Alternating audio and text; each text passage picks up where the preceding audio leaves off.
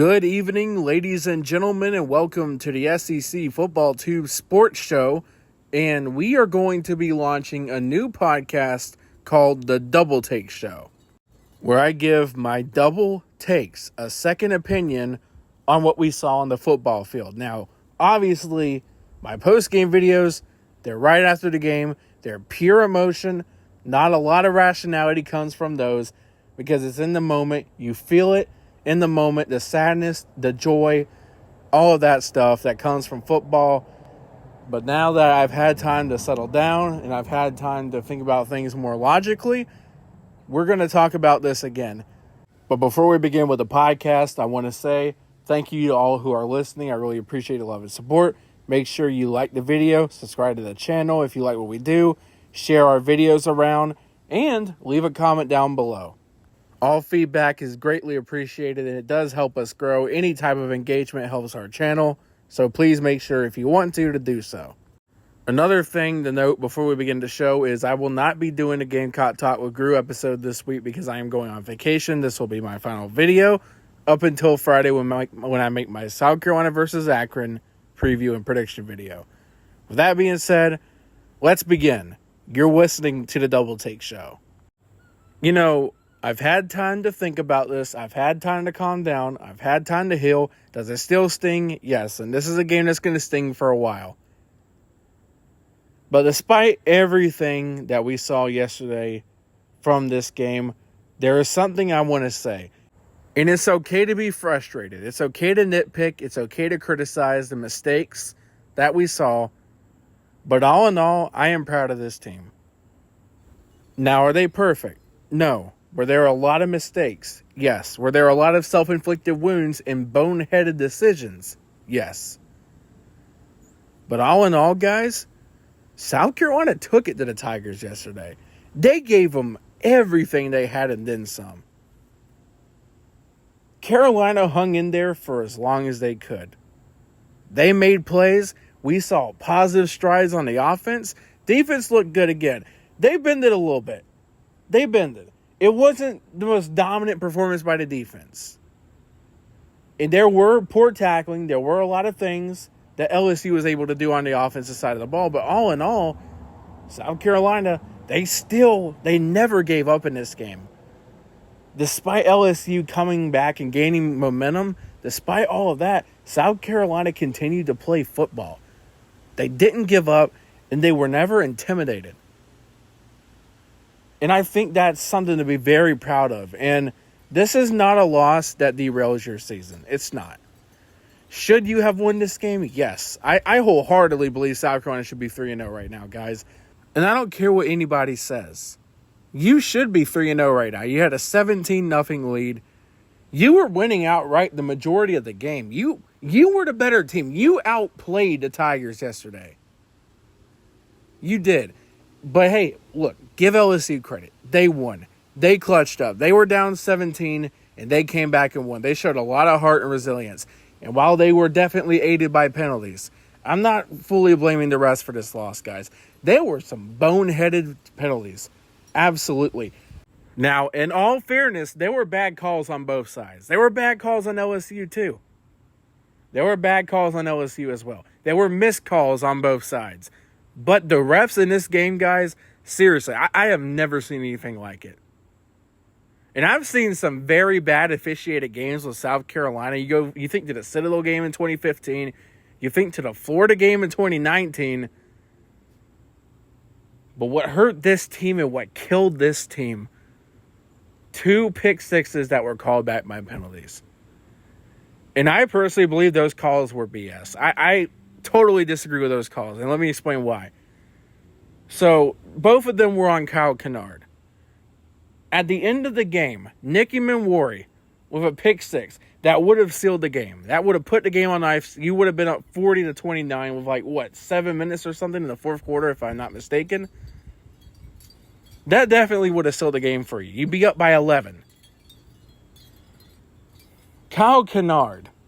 Once Nussmeier froze that interception and it's in the Gamecocks possession, he is a defender now. He is running to block Nicky Minwari.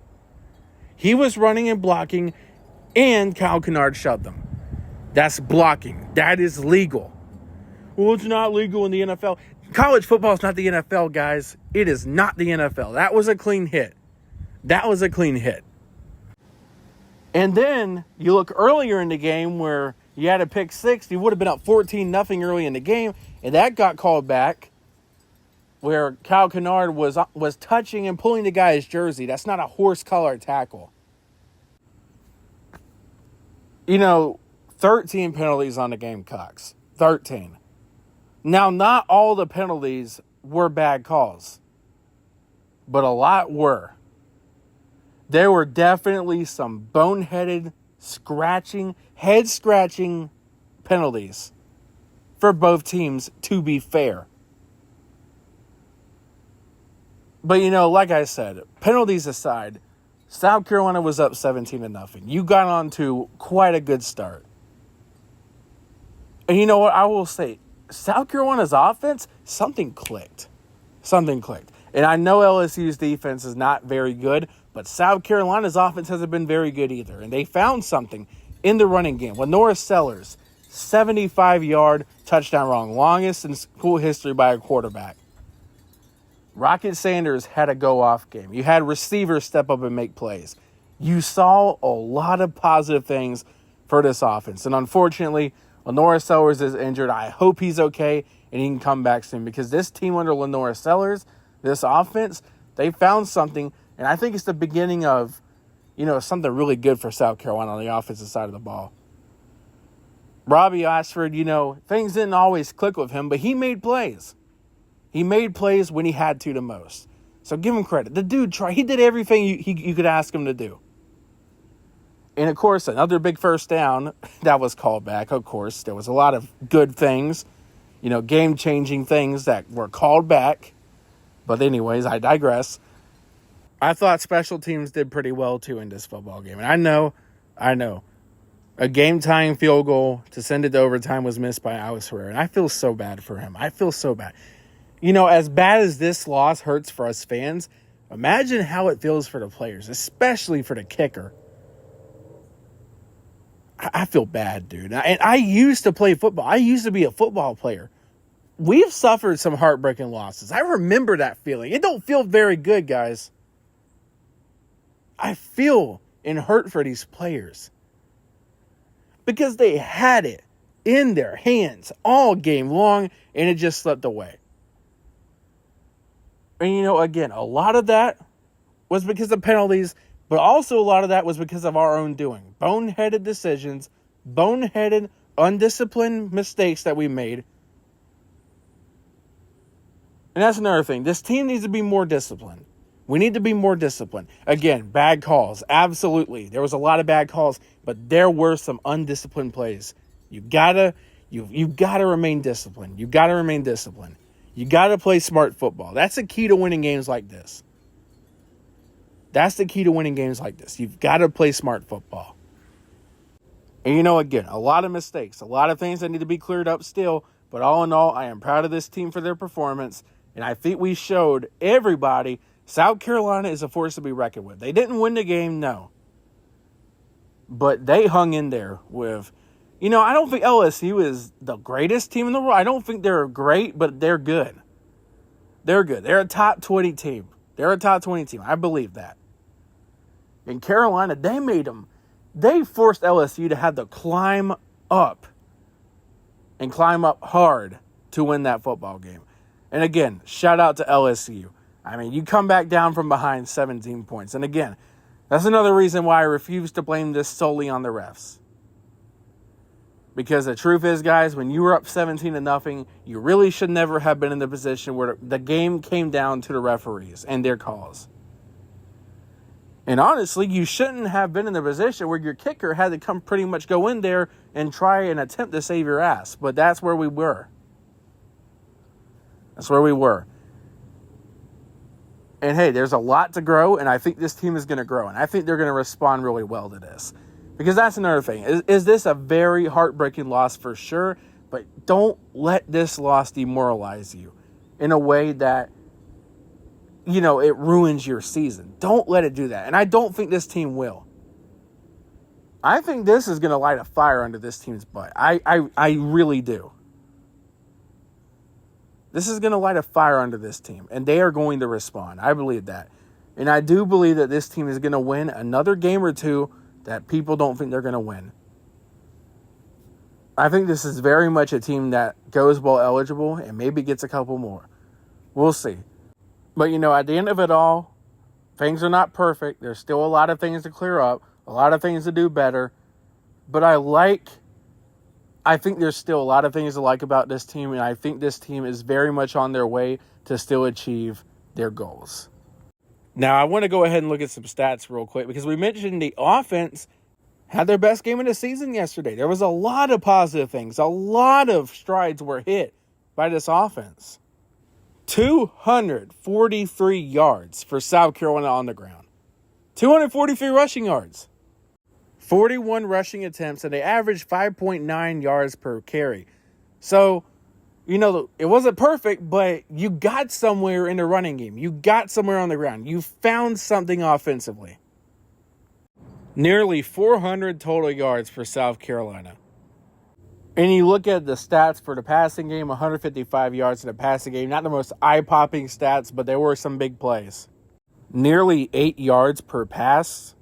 1 interception. So South Carolina, they're still finding their stride in the passing game, but the rushing game, that's a bright spot for South Carolina. While it's not the most perfect thing, it is getting better, and Carolina is starting to find their identity on offense, which is running the football.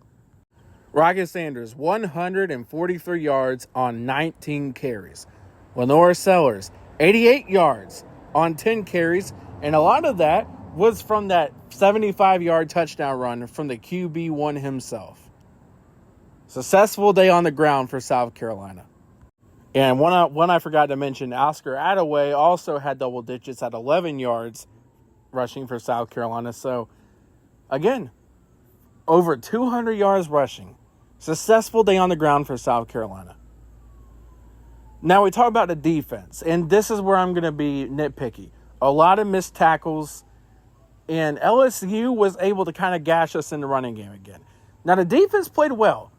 They played well, but in the second half and in the third quarter, you really started to see LSU kind of dominate you on both sides of the ball. I mean, LSU was moving it down. They were moving it down.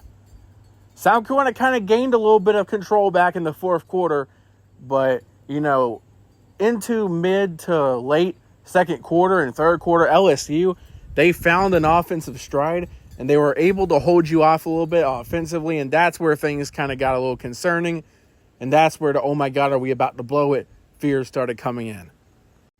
Dylan Stewart recovered a fumble on his birthday. Happy late birthday, my man. Garrett Nussmeier had another interception. He technically had 3, but the 2 pick sixes got called back. So you were able to create turnovers, but you did lose the turnover battle. And winning the turnover battle, that's a key for South Carolina to win football games. But again, you were able to find a stride in a positive momentum offensively. Running the football, it was really good in this game. And we knew LSU's defense, they weren't very good at stopping the run, but you were able to take advantage of that. There are times when South Carolina's not able to take advantage of that, but they did it. And shout out to them for that. And again, it hurts. A missed opportunity to be 3-0. You had college game day in town. This was a missed opportunity. Call it for what it is. But look, and I'm no sunshine pumper. I can promise you that. I am not a sunshine pumper. I'm a realist. I call it for what I see it.